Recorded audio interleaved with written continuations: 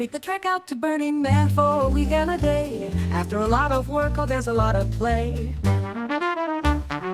Party, party, party, drama, drama, drama, bitch, bitch, bitch. Year after year, they come back to scratch that itch. They all say their lives have been changed. After many years, lives have been rearranged. That change is what this show is all about.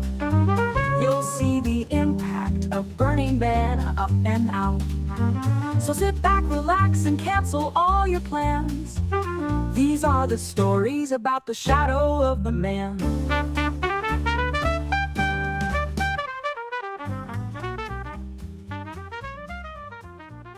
Hello, and welcome to the Shadow of the Man show. I am your host, Andy. Yeah, how about that, Andy? Today, our guest is Xina Ocasio. Welcome to the show. Hey, how are you doing, Andy? Pretty good. Now, it's been a long time. Like, it's funny to our listeners. Like, I usually ask for like episode art. From the guests, and Christina was very gracious to send me some photos like right away, and then I only had like one picture of her, and it was from the regional. There's this gathering on the playa of like regional contacts every year. I think they still do it, and it was from like 2005. I remember Christina was like, "Oh my God, I look so young." It's like I guess that was 20 years ago. Yeah, 20 years ago. So to start off, how about let's talk about your Burning Man experience. Like, what was the first year you went to Burning Man or encountered Burning Man? Well, I mean, my first encounter of Burning Man was 1988 when I was switching jobs and I took the week off for Labor Day, the week leading up, and I ran into somebody at a campsite in New Mexico because I was doing like Airbnb, like bed and breakfast kind of things, and like crashing on friends' pads, and traveling in the Southwest. Okay. And I was so tempted to go, but I chickened out because I didn't have like any gear. I had you said 1988 or 98? 98. Okay. Yeah. I was like 88 would have been really early. I was like, wow, you heard you Baker Beach that far away? No. 98. Yeah. So then I promptly forgot about it because I switched to a new job and, life got busy. And then I re-encountered it when I just moved to Austin, just got out of college, and I was starting to feel really lonely in Austin. And I would go to these raves because I was in the rave culture. Mm-hmm. I was a kid of the 80s and 90s. Oh yeah. And so I would go to these raves and I would see this group of friends who I'd like go, those people are cool. I want to hang out with them. And I try to like talk to them, but at a rave, it's kind of hard to like really strike up a new friendship unless your circumstances are perfect. Yeah. So what I eventually did was I contacted the primary person that put on the parties, and I offered to host a booth. I sent him an email that says, "Hey, I'm really interested to know what you would think about me setting up a booth." And I got this, a booth. That's what I said. And I got this email back, and he was like, "What kind of booth?" And that was exactly the attitude. It just dripped like, "Oh my God, I can't believe somebody else is going to want to sell blinky things or something stupid." And not that blinky things are stupid, but just disposable nothingness. Mm-hmm. So then I was like, I realized like his tone, and I was like, so this is my idea. I'm going to bring up a lot of paint, and I'm going to string up canvas and muslin cotton around the inside. You're going to walk in and it's all black light and people are going to paint. Sounds cool. He was like, hell yeah, bring that shit. Because I figured I might as well. I mean, they were all doing this. So, okay, let me do that thing that they're doing, that these people that I can see I want to hang out with. Did you even Uh, kind of had any kind of concept like, oh, this is interactive art, and no, no, you just kind of just saw what they were doing. You're like, oh, I could do something like that. yeah. Well, it was in 1993. Uh, I bought a VW band and followed the dead. And while I followed the dead, I got a bunch of sign paint, like really nice, high quality sign paint, uh, metal sign, and I would put the cans out in front of my van in the parking lot and like have people come paint my van. oh, And so I had this really tripped out van. And that led to lots of like cool interactions, right? Like people that were yeah. just like, "Oh, this is so cool. You want to come over and hang out and do this?" Or, "Oh, we got passes to this thing, or we got the tickets to this after show. You want to Oh, come check it out with us?" And it just like opened up a lot of doors. And me, wow. all I was doing was like trying to get a cool van. You're Tom Swearing or whatever. Yeah, paint my fence. Oh, well, what a great way to meet people and interact. That's awesome. So I did the thing, and everybody was like, "Oh, how are you doing? Yeah, this is great." And I became a friend. And Ah, they took me to Flipside in 2001. okay. So the first Burning Man thing I ever went to was Burning Flipside in 2001. Okay, okay. So I think you're a couple of firsts for me. You're my first trans woman, yes, but you're also my first like person whose first experience at Burning Man wasn't just going to Black Rock City, and that's definitely something I wanted to kind of like plumb and explore. Like through like I want to explore the various different aspects of Burning Man and just like how has Burning Man affected people, but not just like oh through the lens of just going to the Black Rock Desert, but yeah. So your first experience was at Flipside. Like, how was that? Like, what'd you I think? mean, it blew my, it blew my mind. It was all the people that I would try to like gather in my life as I would travel through like the regular world. Mm-hmm. And they were all the people that I would be attracted to in any kind of situation that I existed in, were all gathered together in one place in Mm-hmm. being weird together. And it was awesome. How long did it take you to feel like that? Like when you just drove Oh through the gate? Or... yeah, it was instantaneous. I mean, I that first Burning Man, I found that first flip side. I found this blue jumpsuit that had like red and white racer stripes from the leg all the way up to the shoulder. Uh-huh. I put a blue wig on and painted my face and hands blue and ran around the party on burn night. Nobody knew who I was, and everybody was just like loving the bouncing, the bouncing blue boy running around just like with the biggest shit eating grin on their face ever. So, Wow. yeah. Didn't take long. I mean, No, I dove head first. I was like, this is my people. yeah. So, and you said that was 2001. So at what point did you go to the Black Rock Desert then? So in let me think about this. In 2002, I went so hard. So in 2002, it was one of the first years that they had villages at Burning Man. Okay. Yeah. Sounds I about right. I don't know if it's the first year because I Well, don't I have think those things kind of evolved along. I think maybe it was the first year they called it villages or something, that called the village. You could like organized as a group that called that or something, right? yeah, Like, to call it a village, and there was a process where you like signed up. yeah, yeah. Whereas I And think there in was years past, it was just like, oh, we're just a bunch of theme camps camping together and we're all friends or something. right, Yeah. but it was always it had become harder to co-locate the same group of people Yeah. together if you wanted a group of people to be co-located together. Yeah. Yeah. So they created these.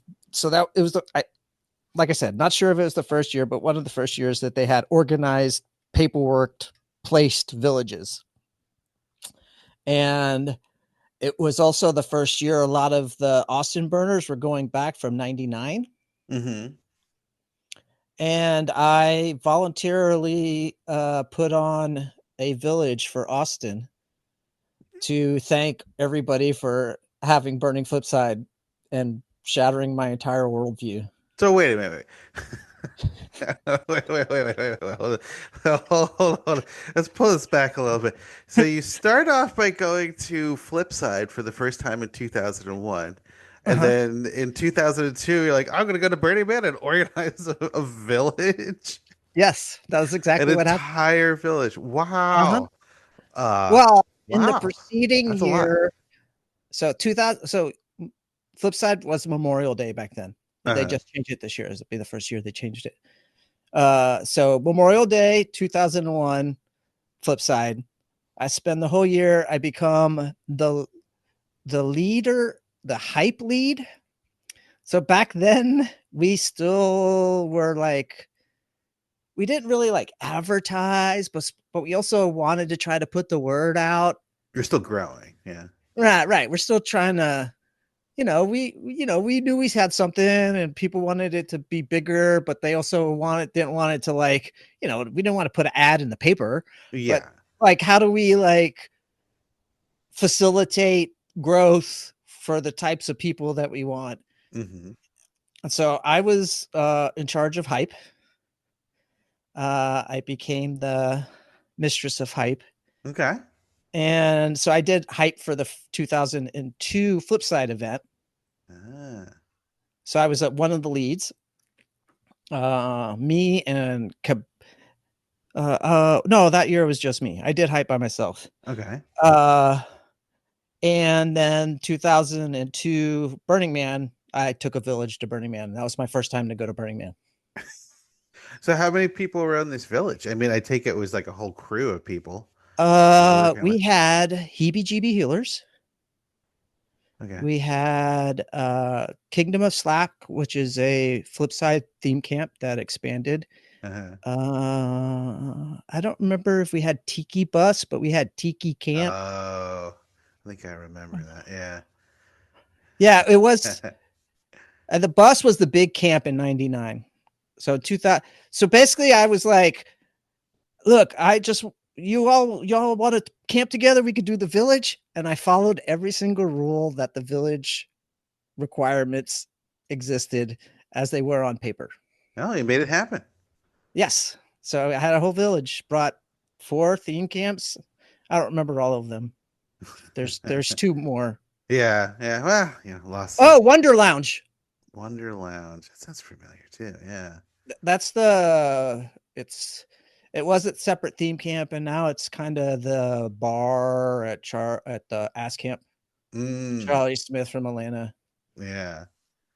Wow. So that was 2002. And then, did you ever become a regional contact, or were you just like really involved with like Flipside? Like, Yep, what was really your involved. what was So your involvement with Flipside? so after hype in 2002, from 2003 to 2006, I was the placement lead. Ah, okay. Because I Me imagine and they probably don't me and give. Cabana Boy, Chris Cabana Boy. Ah, because I imagine there's probably at a certain point you don't need hype anymore, right? No, yeah, I Like we're moving to a lottery system now. Like, yeah. That was the last year. No more hype after that. The next year we sold out. yeah, yeah. How many people? What is selling out for Flipside? And is it always kind of stayed the same kind of number? No, it grew every year. It grew. Yeah, We would set a cap. but I mean, I'm sure like the site wherever you had like there's a certain limit you could do, right? Because probably only grow Yeah, so much. right. So we changed sites in 2006 or 7. Ah, how big is Flipside now? Last I heard it's like 2.5K, I think, something like that. Oh, really? Wow. But that's really rough, and I can't verify. I can't Yeah. I can't attest to the veracity of that claim.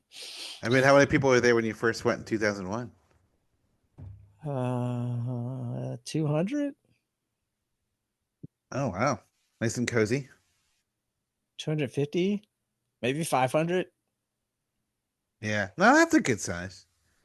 Nice and Yeah, I mean, cozy. I met most of everybody, and So yeah, so then, so how many more years did you do Flipside and Burning Man for it? Like, did you keep going back to the playa, or were you just mainly focused on working on Flipside?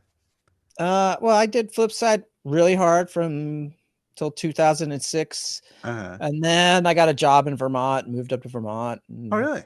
yeah, and I kind of hung out on the edge of the New England burn scene Uh-huh.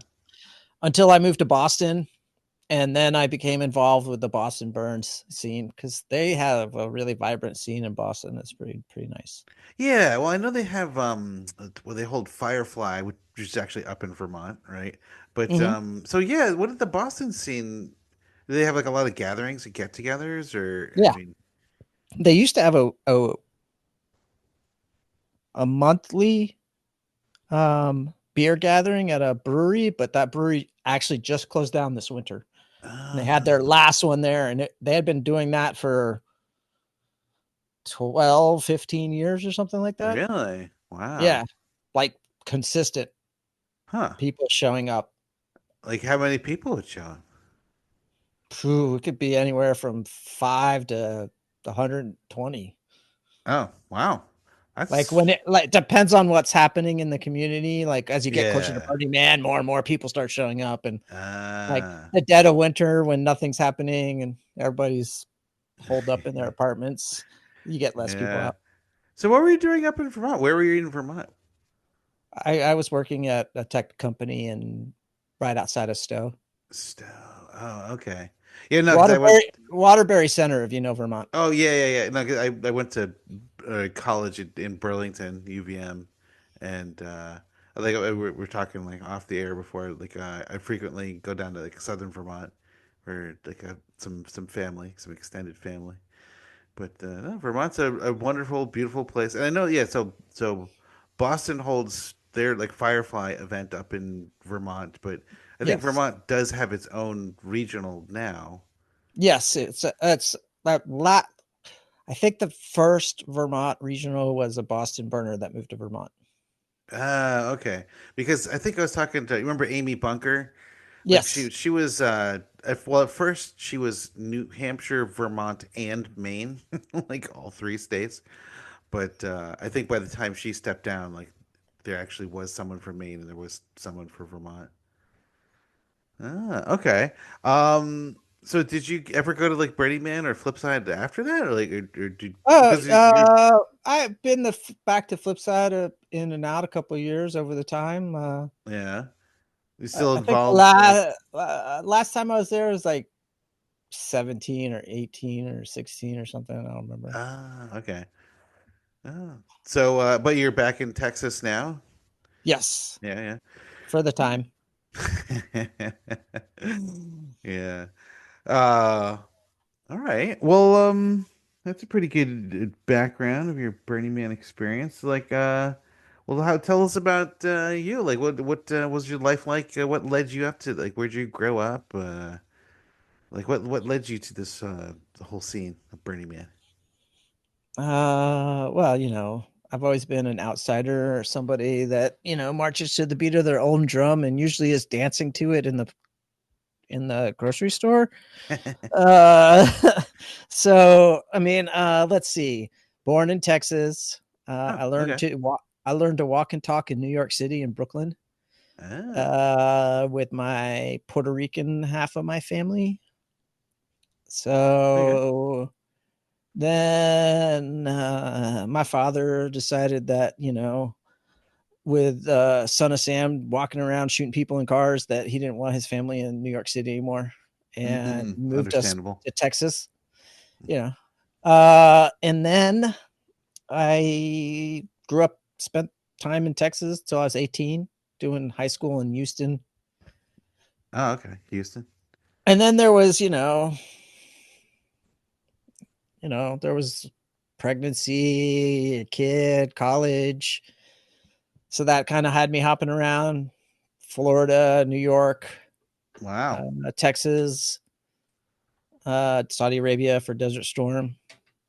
Oh, were Uh, you in the military? yeah, Oh, I didn't know that. What branch were you in? U.S. Army. Oh, wow. Yeah, I drove and loaded a tank. Really? I was the loader in a tank until the day that we were doing training missions, and I looked out my viewer and saw another tank driving and T-boned us. And then I became the driver of the tank because the other driver lost his job. You Uh-huh. don't T-bone a tank and get to keep your job. Yeah, I imagine. More I than a had a fender bender. tank on tank wreck. I mean, I wasn't involved. I was just standing there. Yeah, yeah. Wow, so how long were you in the military for? 2 years, Oh, just a short stint. It oh. was it was to try to get back into college. Went to Oh. college.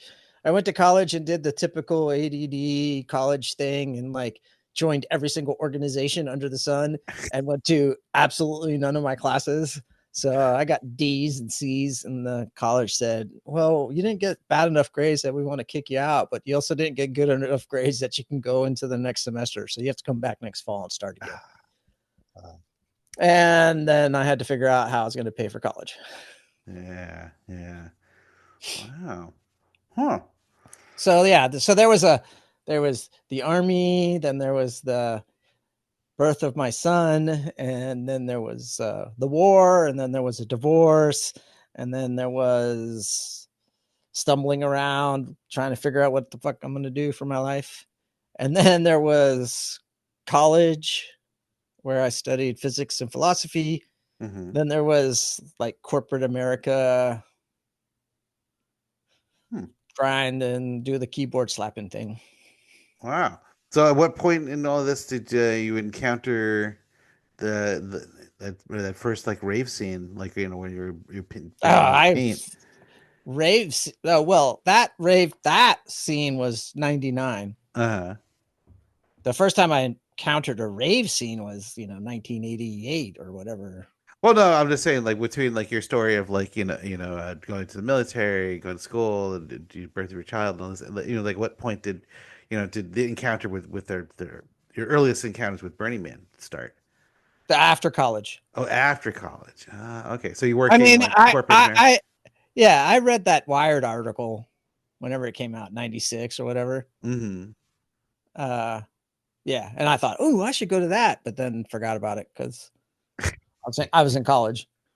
Yeah, yeah. I mean, everybody kind of encounters it a little bit differently. Like so one of my last episode or my more recent episodes that just came out as we're recording now, Yams like in England, and he saw some video or some documentary on the TV, and he just it was weird. He just kind of struck him, and it was just like I have to go there. And then like I mean I think only made it like 3 years later, but like I mean, quite a lot of times I think people just kind of encounter other people that they know, and they're just like, oh, I really like this person, and they kind of find it that way. But yeah, I mean, the Wired articles definitely was one of the big ones, right? Like in the '90s, people were like, oh yeah, like Burning Man was kind of like in the zeitgeist, but that's See, interesting. I've been a fan of the Cacophony Society Oh, really? since they were in that research. I read about them in that research magazine. What was Research Magazine? It was like a bound book that like it was like a bound magazine. It's like thick. Hmm. Like It's a like a graphic soft. novel kind of thing? Yeah, but it was like kind of newspapery, but it was about edge life, life on the edge of society. What was it So called they had again? All right. research. Research. Huh. So they had a body modification one that was really famous, and then they had the one on Cacophony Society. I think Church of the Subgenius might have been in it. Oh. Uh, Huh.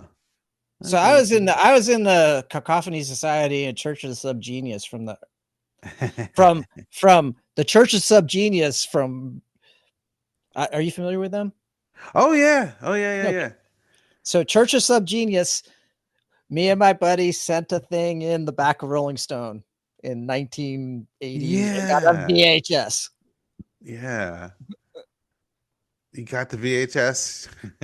I only like. I mean, I remember people like talking about it. Like, I remember hearing like the history about it. Like, I never actually like. Yeah, was it there? I'm trying to remember what it was. There was like some ad you respond to, and they send you like Yeah, the it was like in the VHS. back. You remember in the very back there would be these like different Yeah. ads that were like become a rock star or send in $1 and get this videotape for Church of the Subgenius. Praise Bob. And we are like, that sounds cool. I got $1. Yeah. Yeah. So I've always kind of been into that whole alternate, you know, Uh-huh. what is that? Hakeem Bey says, autonomous zones.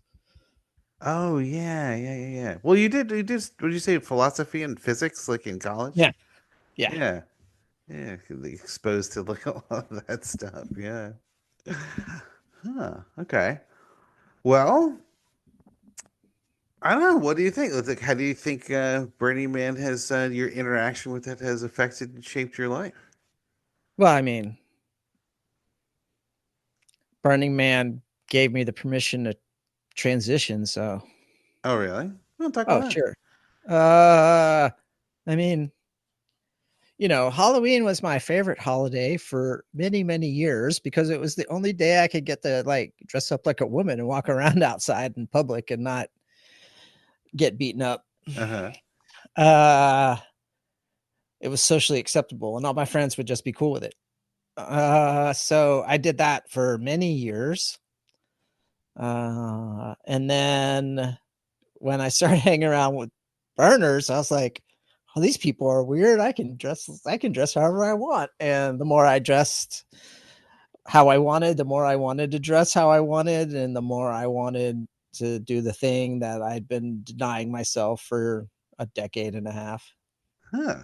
So I mean, so when you encountered the burner community, whether like Flipside or Burning Man, I mean, like, did you feel comfortable? I mean, did you feel like safe or? yeah, for the most part, I felt safe. I mean, no space is 100% safe, but Hmm. yeah, I mean, I felt safe enough that the first people I came out to was the people that threw the rave party that I put the booth in. Hmm. We had become friends and we were in each other's lives. Yeah. We would host salons and book clubs and go to concerts together, and you know our life was wrapped up in each other. So they were the first people I came out to. And Huh. then there was these famous beach parties that Flipside community would put together. Hmm. Uh, George Pop, St. Tiki, Hmm. and would take his tiki bus from Austin down to South Padre Island. Oh, okay. And we would all go down there and camp around the tiki bus and party for a night or two. Ah. So after I told all my like super closest friends, I went on that little adventure with a bunch of people and came out to everybody else. I distinctly remember when I sat down in Champa's lap, who used to be a regional contact, I think, for Austin. And one of the people that helped me when I joined the community. Uh, and the first thing he said out of his mouth was, "Hey, Mel," which is his wife's name. "I Uh-huh. told you. I told you." so, so not everybody was shocked. I'm sure it's like about time. Here, have a beer. So then in 2003, which was my second year at Burning Man, Uh-huh. I camped in Infinite Oasis, which was a village Oh with yeah. heebie jeebie healers, Wonder Lounge, Charlie Smith's and his art, Yeah. And there was the Red Dome. I feel like there was one more camp in there. It all sounds so familiar. Yeah. Yeah. So we camped there. Uh-huh. And one of the pieces that Charlie had in the center of the camp was the tunnel of transformation, Oh. which was like kind of a omega shaped, um, not exactly omega shaped, but kind of omega shaped, Uh-huh. like the Greek letter capital Yeah. omega, um, shaped steel wood cauldron, and you'd fill it up with wood, and then there would fire would come out top, and you could walk through it and get real hot. Oh. Wow. So on Thursday night, Friday of the burn week, at dusk, I held a ceremony at 2003 Burning Mm-hmm. Man.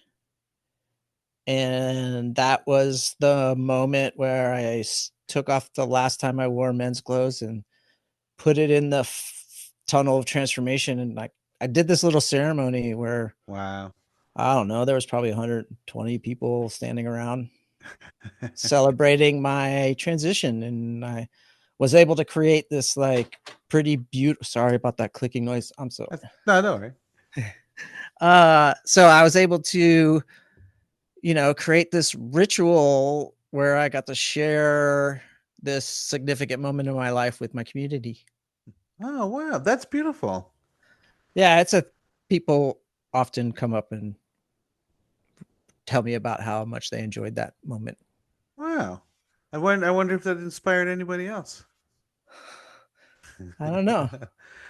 Well, I mean, because I mean, like every experience, like everything, interactions we have, like art pieces, all these interactions in Burning Man, like affect people in so many ways you don't even notice. Even if people just like walking by, I mean, then maybe there was some young kid just walking by seeing that and was just like, huh, I, like this is something I've been thinking about. Like, like maybe there's something about I'm in me. I mean, who knows? I have been told that from friends of mine who came along on that journey with me, that coming along on that journey helped them later Really? in life as they met more and more people like me. Ah, interesting. So Yeah. I mean, because I know, I mean, there's been some like discussion, especially like currently, the current American political climate, all the craziness, is going on. But like even just like within like the Burning Man community and people talking about like, like, oh, what, like what can we do, to help like members of the trans community. And there's a lot of like back and forth, but I don't know. I think quite a lot of people are kind of echoing the same thing of just like, oh, Burning Man has always been this kind of like safe space and an environment, which to like to allow everyone to like radically express themselves and to protect people to come out and to fully be themselves. I mean, yeah, it's a tight wire. There's yeah. definitely the flip side, which, you give enough people enough permission, you get people that take permission to do stupid stuff. Oh, that's true. Yeah. So, but for the most part, yeah. I mean, it's been all my friends have been super supportive. Hmm. I've never really had a terribly awful experience, just minorly, inconvenient and insufferable. At Burning Man or a regional event, or just like Oh, in general in life? no, sure, at Burning Man. Oh, but yeah. Burning Man's not immune to Oh no, social pressure, it's made of right? people. It's a city of 70,000 people. Like, Yeah. there's going to be all kinds, and Hmm. sometimes you run into them. Oh yeah. Oh yeah. I Yeah, mean, I remember. it's just like there's a I am always concerned about this one thread that weaves through a lot of the way people talk about Burning Man, about how accepting and open and radical it is. Hmm. And they forget to like make sure to give a little bit of a guardrail that says not everyone in the environment is always going to be open and accepting. And so you got to still stay aware of your surroundings. It's less likely to happen, but things do happen, but we work on it and we try to keep it from happening, and we have systems in place to help deal with things and to stop Hmm. things. And, we do our best to mitigate the fact that we live in the society we currently live in. Oh yeah, oh yeah. And then also, I'm sure like the difference between like a more veteran burner versus like a first time person. I mean, I guess there's like a culturation to it too, right? Yeah, yeah. But I mean, I imagine, like we said, like it's made of people, even people who've been there a long time. Yeah. Like yeah, yeah, yeah. Yeah. I'm not, no disrespect or shade. It's just Hmm. a word of caution when you hear these. Make sure you're always not. Don't leave the rosy shades on all the time. Yeah, yeah. So are you still involved in the burner community, or you still have like friends in the burner I community? definitely still have friends in the burner community for sure. I mean, they'll be friends of mine for life. I'm less involved now, mostly because it's expensive. I don't have the time, and Yeah, I'm focusing on trying to figure out where I'm going to move to try to make myself safe, yeah, uh, finding new employment and all that kind of stuff. yeah, yeah. Wow. So yeah, so you're looking at New England or something, right? Yeah, I think New England is kind of the ideal place. The thing with the Pacific Northwest is too expensive. Mm. Yeah, Like yeah. to be in the places in the Pacific Northwest where it's safe, it's too expensive. If you go on the other Oh, side of the really? mountains and you're out in West, then Eh. East Washington and East Oregon, Yeah. your mileage may vary on the safety issue. Yeah. Yeah. But I mean, at least with the burner community. I mean, it's like it sounds to me like you probably still have some friends up there, like in New England. Oh, You know? sure, definitely. I've already started reaching out to people on, yeah, I'm shaking the trees. Yeah. But yeah, the Boston community has been. I lived there for a year and a half, and I still consider those friendships some of my most cherished. Yeah. Yeah. I think this is kind of the common thread I've been finding on a lot of my guests. It's like, oh, what is Burning Man? What has it done for you? What does it mean for you? What impact has it had in your life? It's like, I don't know. I think people always keep coming back to just like, yeah, connections, like friendships. And it just comes out in so many different ways. It's like, like you're saying, it's like, oh, you're gonna move somewhere. You need some help, looking for a place to stay, looking for a job. You're looking for a community, looking for friends. I mean, if it wasn't for Burning Man, I wouldn't have ever started my band. Oh, you have a band? Yeah, Sheverb. We play Oh. psychedelic rock and roll, spaghetti western, desert takeout music, all Oh. instrumental. We have 3 albums on Spotify and all other streaming services. We are wherever there is. Well, we're not on TikTok. So We're she's current. verb. Yeah, Oh, Sheverb. oh, I might go look that Yeah, up later. I met the other co-founding member through my Flipside connections. She had become involved in the bike shop, the yellow bike shop at Oh yeah. yeah. Uh-huh. She ended up running it for a number of years. Betty, Okay. Betty Benededley. And I met her through Dave and Marilee Archer, who have Oh, been heavily involved in the regional network community. yeah. Yeah. I remember those guys. Yeah. So they were at Bonnaroo. I was at Bonnaroo. I was at Bonnaroo with Charlie Smith. We were prepping. We had built a sculpture, and I was in Atlanta for the summer because I was building Big Bully for. So the years I went to Burning Man is 2002, 2003, Uh-huh. 2005, Yeah. 2011, 12, 13, and 2017. Oh, okay. So I've gone spread out over time. Yeah, well, life intercedes. Yeah. So the 11 through 13 years, I was involved with Charlie Smith in the camp of the art of such and such, or Camp Ass.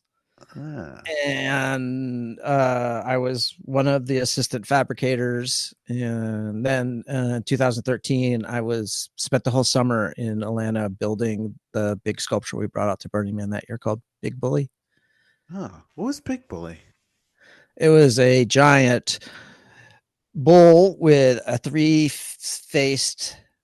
uh, three faces on its head, so like a front face and two side faces, so kind of like Ah. cubist in a way, but Oh yeah.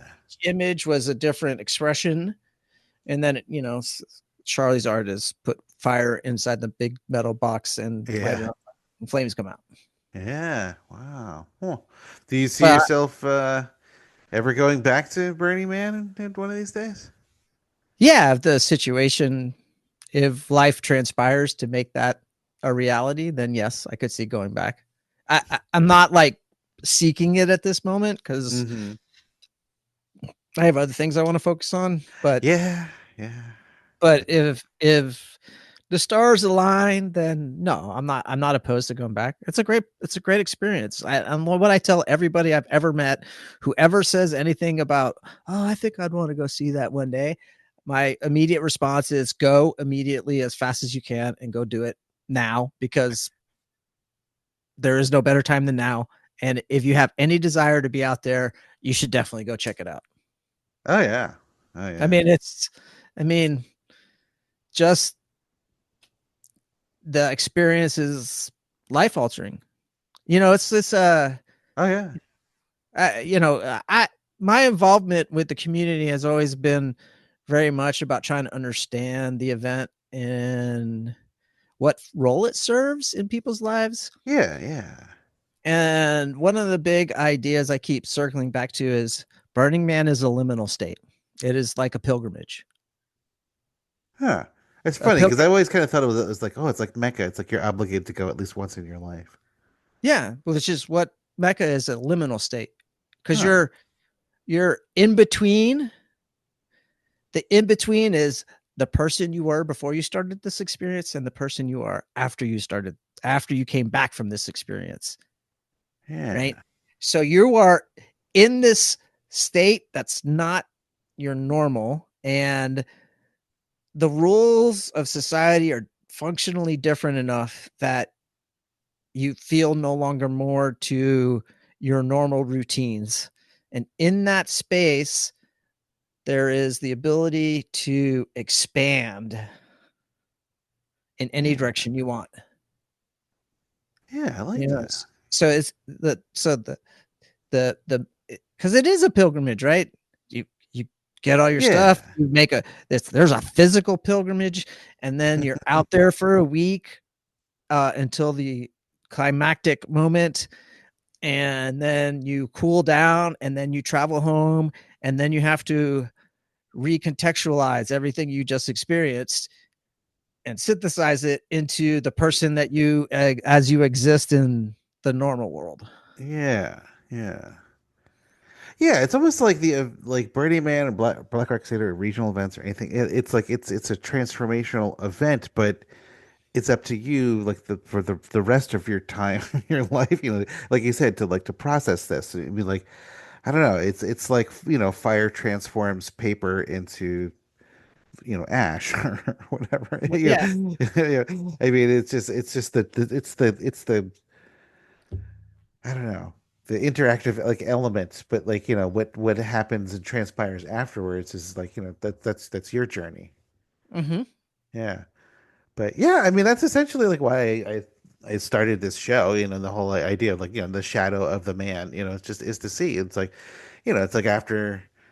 I mean, in some cases, after like what 30, 40 years for some people, it's just like, well, what does this mean? Like, I mean, some people's like, oh yeah, they've been doing this like half their lives. I mean, what I'm looking for, I think I'm going to hopefully try and get an interview at some point, maybe on season two, but someone who's, and I think I know a couple of people like this, like they were brought to Burning Man as babies, and they've been going every single year, and now they're like like in their early 20s, and they're still going, and their entire lives have been shaped by Burning Man. It's like I'd love to hear Oh, about.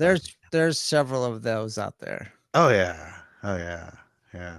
But I mean, it's just amazing because when people ask like, "Oh, well, what is the Burning Man experience?" I'm like, "Well, it's different for every person, But I don't know. For me, just taking like another angle to this, it's like, okay, after so many years, like, why? Like, what is it about it that like that motivates you? It's like I mean, because there's some people, I'm sure it's just like, oh, it's a bucket list thing. It's like, oh, I read about this magazine, I'm gonna go. Okay, check it off the list. But I don't know. Yeah, what I've discovered is I will never go back to Burning Man unless I'm involved in some way, in something. Hmm. The only year that I wasn't like involved in a major way was 2005. It was a very unique experience. What It were you doing in wasn't 2005? nothing. I just rolled out there and camped, and I did the fly in, show up. My best friend from college lives in LA, and and his wife are big burners. They are Uh-huh. involved. They were involved in organizational aspects of Burning Man for several years. Okay. Um, they just started dating. They were friends in college. Both of them were friends of mine. Hmm.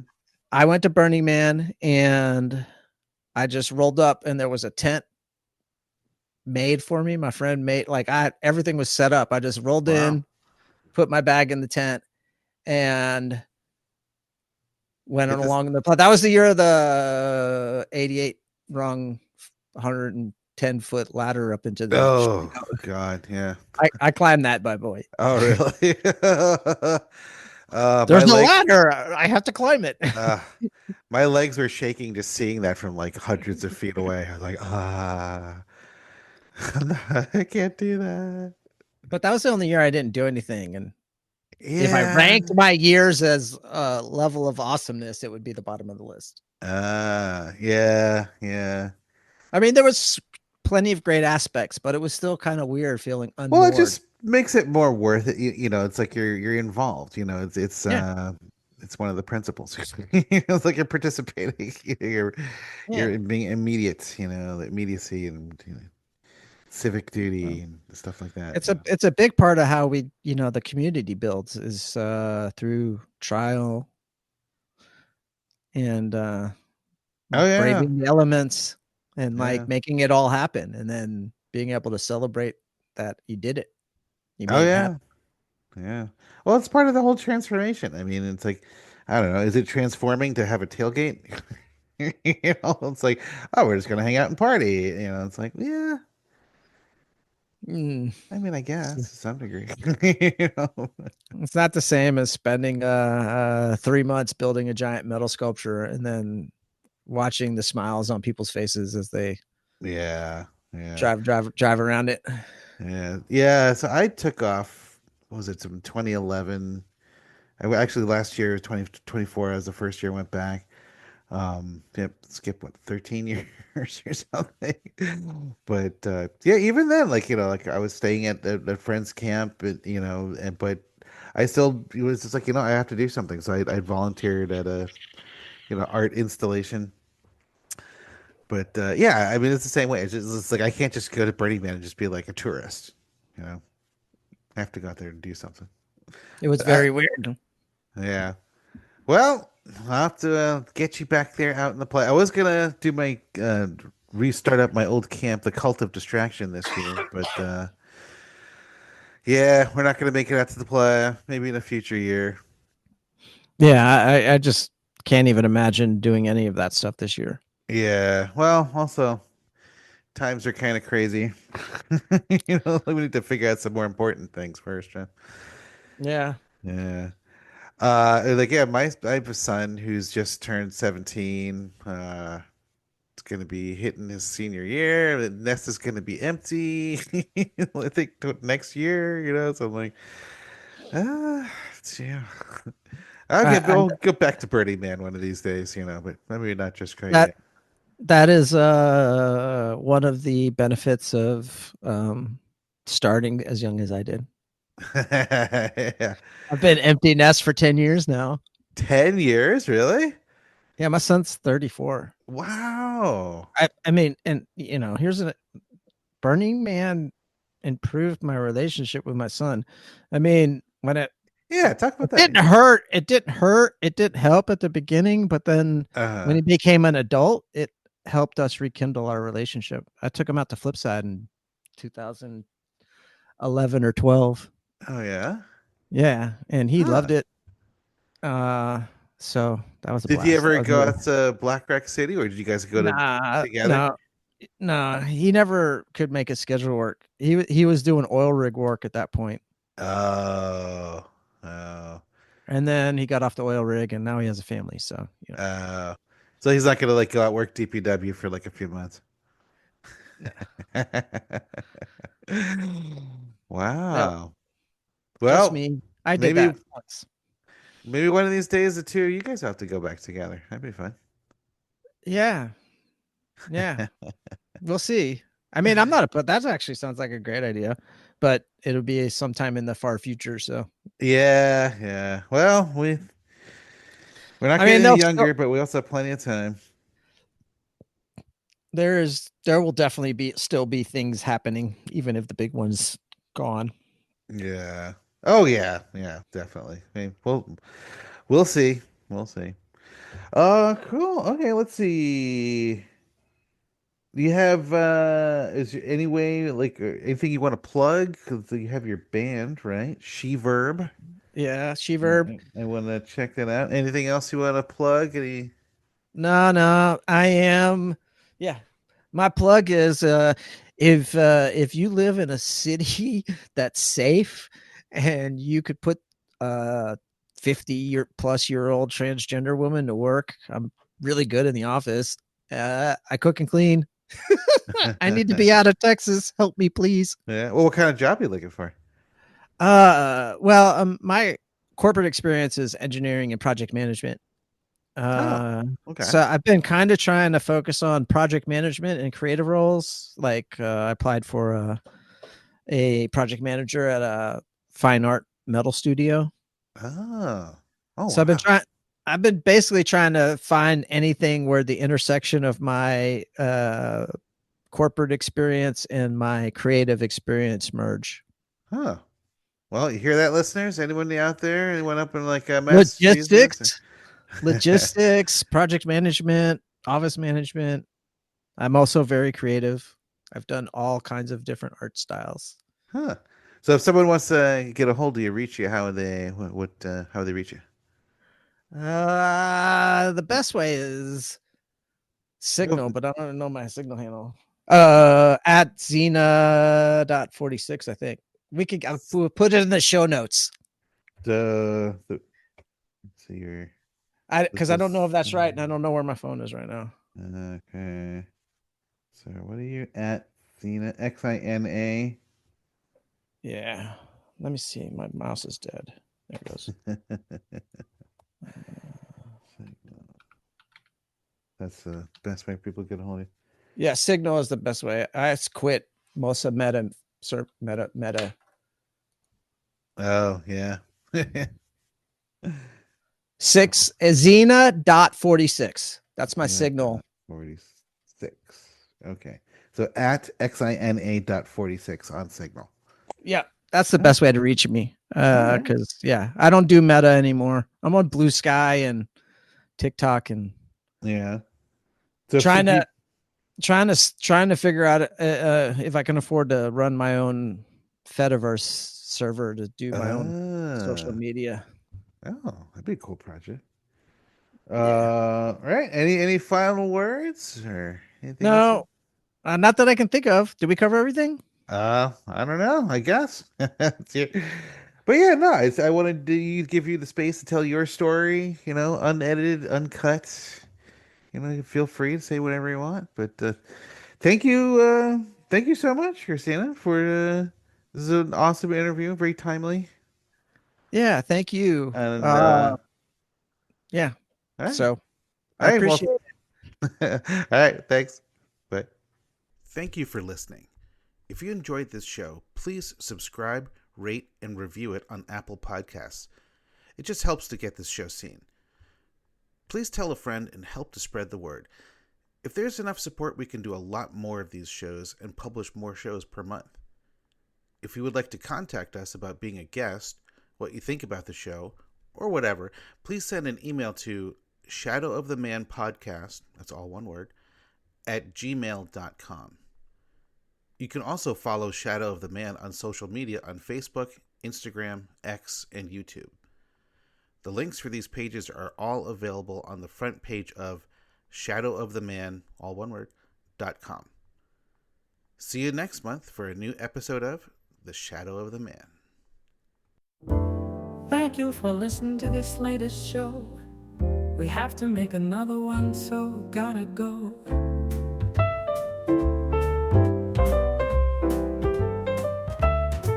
Don't worry, for next month we already have one in the can. Very soon you'll be listening to a new Shadow of the Man.